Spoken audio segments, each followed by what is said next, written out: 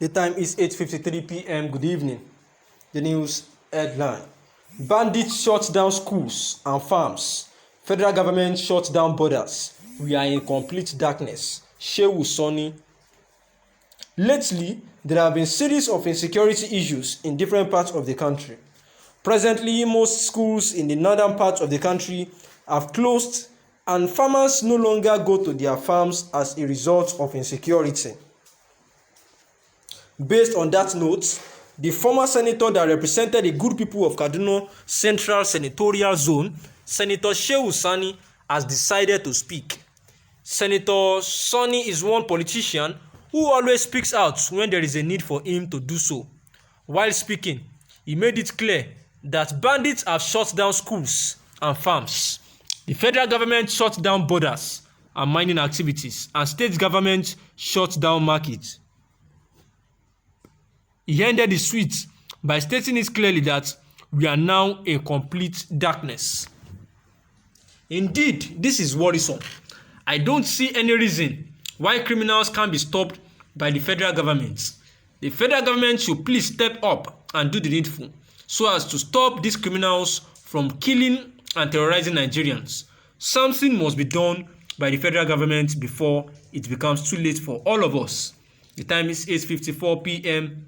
The analysis: it is crystal clear that rural banditry in the northern Nigeria and even in everywhere is becoming so frustrating and worrisome, and that Shehu Sani has been so voiceful these days about the insecurity issues, whereby even the federal government have to shut down the borders, some governors have to shut down markets, and Shehu Sani actually had to use the word complete darkness, which is a true definition of what the country is facing. Analysts actually talked about what is driving rural banditry. He said that the situation is made worse by the absence of effective community policing mechanism capable of addressing the peculiar security challenges that we have in the country. He said, in effect, the incidence and prevalence of rural banditry in Nigeria raises a fundamental question about the government's ability to govern effectively. The state security machinery has so failed to tackle the scourge of banditry. This failure stems from a lack of political will and operational challenges. Essentially, the prevailing socio-existential conditions in the northwestern Nigeria have complicated the security situation. The rural pastoral sector is not well regulated. Illicit artisanal mining and the proliferation of arms in the region are also veritable factors. Geography plays a role too. The northwestern Nigerian forest land are vast, rugged, and hazardous. They are also grossly underpoliced. Some of these forests run alongside the diverse porous borderlines on the region's frontiers. Borders are poorly delineated, underpoliced, and thus not well governed. The consequence of this is an abundance of nefarious activity, often facilitated by criminal syndicates. The rural banditry in northwestern Nigeria also deprives impetus from the poorly governed mining and small arms sector. Bandits have been drawn to the region by illicit and artisanal minings in states like Zamfara, where bandits have been raiding mining sites for gold and cash.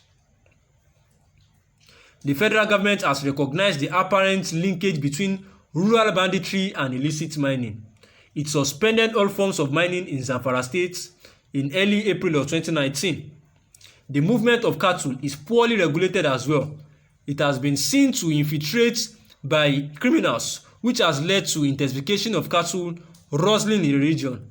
In states like Kaduna, Katsina, Zamfara, and Kebbi, there exists a clan of livestock bandits who specialize in mass cattle raids.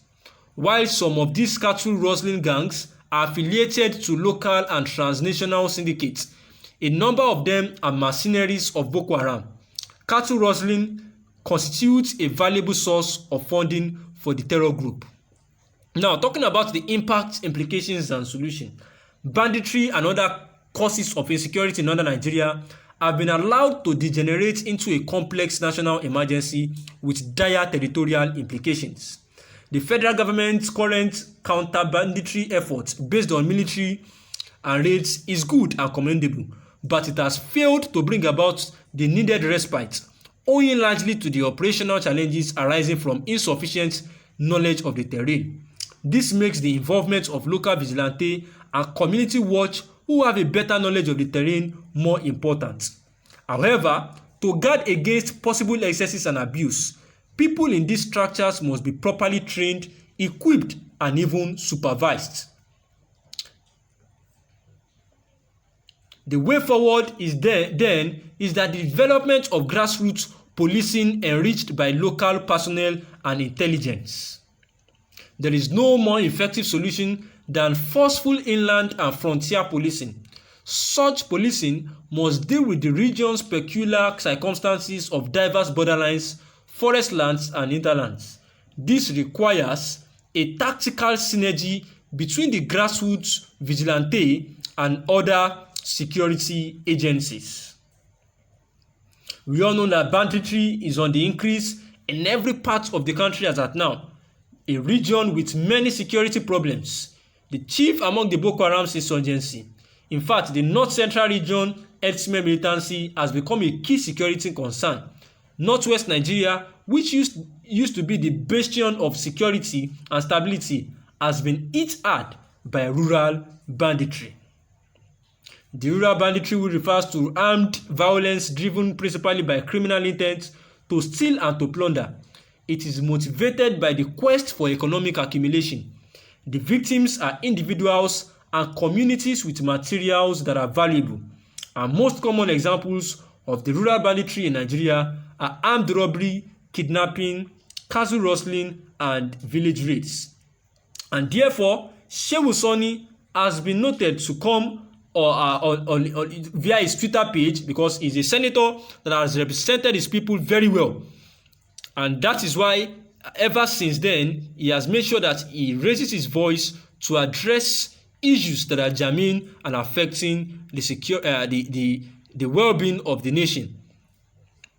Lately, there has been issues of insecurity issues in different parts of the country, and that is why he has come on his Twitter page to talk against the issues bordering securities, whereby the president has actually locked some borders, bandits shutting down a lot of schools, and some governors who have actually said that they should shut down some markets, all for security issues. It is therefore pertinent that President Muhammadu Buhari needs to rise up to stand against this insurgency by bandits in the country. The time is 9:01 p.m. Good evening. Thanks for listening.